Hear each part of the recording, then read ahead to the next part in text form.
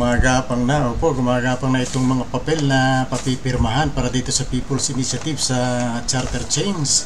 At dito nga sa GMA Cavite, meron na rin kumakalat na papel. Actually, may pirma na to.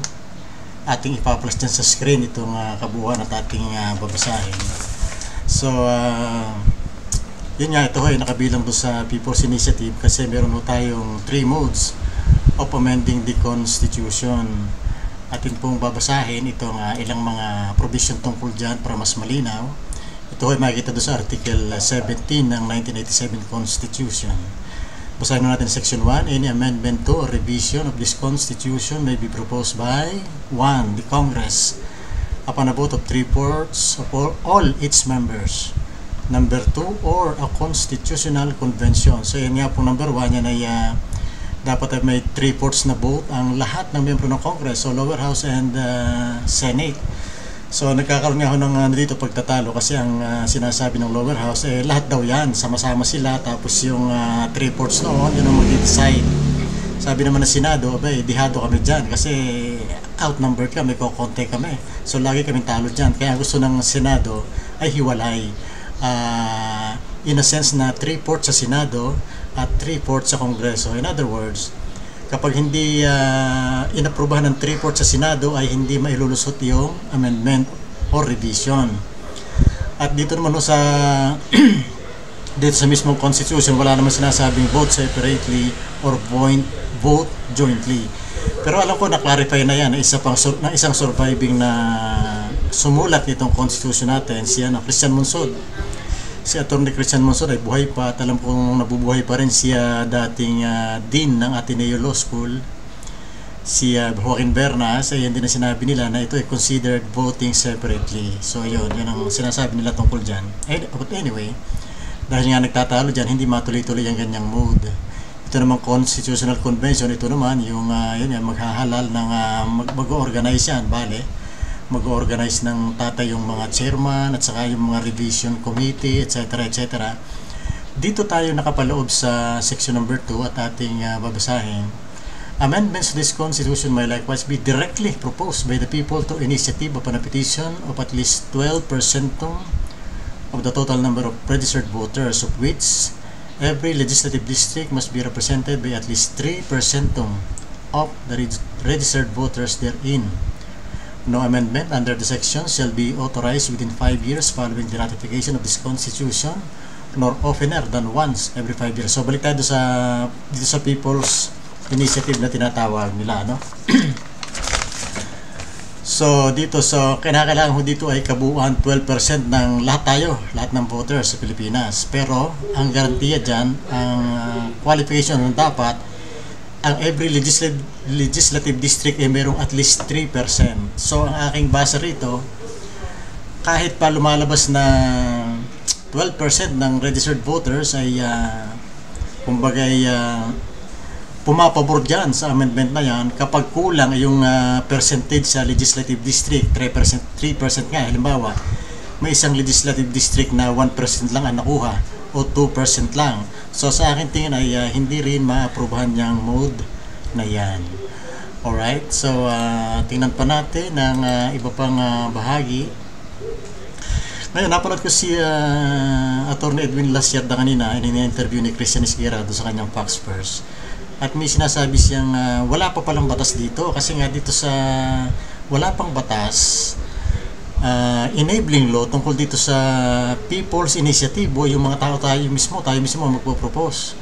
So dito sa same law, same provision ng Constitution ay nakalagay nga dyan na so kailangan nga ho dito ang enabling law dito sa People's Initiative. In other words, hindi maaari na sandigan na lang natin yung sinasabi sa Constitution kasi meron ho diyang certain part na ipinahihiwatig na kailangan pa rin ng batas na may pasa ng Congress tungkol sa mga panuntunan about that People's Initiative. At mababasa nga natin dito do sa pinakamababang bahagi nitong ating pinapakitang parts ng Constitution.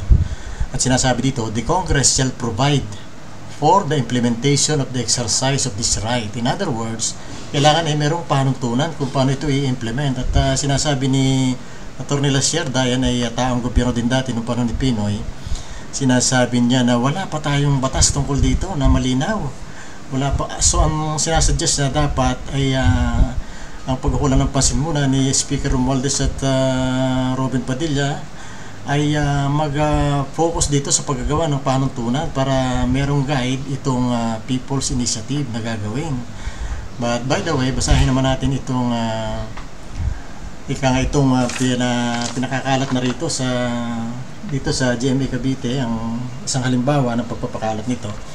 At dito ay hindi pinapaliwanag, hindi man lang pinapaliwanag kung para saan. Actually, ang sinabi noong namimigay nitong pipirma na ito, pag pumirma daw dito ay magkakaroon ng mas malaking pondo ang GMA Cavite. Yun ang sinasabi nung nagpapapirma.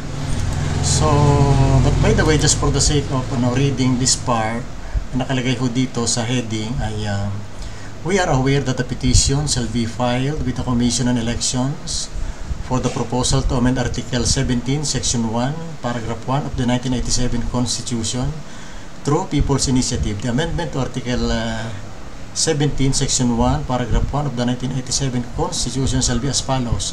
Yan, then Article 17, Amendments or Revision. So yun daw, ang ipopropose dyan ay papalitan daw yan, i-amend or babaguhin, i-adjust kung ano man, yung bahagi niya ng Constitution. Nakalagay pa dito, ina-authorize daw kung sino mang pipirma dito. Halimbawa, pupirma tayo, ina-authorize natin si Attorney Anthony Abad and others to cause the filing of this petition. So once na pumirma ka dito, ikaw ay nagbibigay authority dito kay Attorney Anthony A. Abad, kung sino man itong si Attorney Abad, na i-propose sa Kongreso itong People's Initiative na napagkasunduan nga. Ang nakikita ko, isa sa mga napakaraming problema rito ay dapat ito isinalin sa Tagalog para naintindihan ng mas nakararaming Pilipino. Puro English ito So dapat dito ay Tagalog para malinaw, at saka yun nga sinasabi ni Atty. Lasierda na wala pa tayong sapat na batas para isulong ito mismo ito mismo ang pagpapapirma na ito pa lang ay meron na tayong problema. So, at naroon nga, sinadiscuss din niya na kapag kung sakaling lumusot ito ay magiging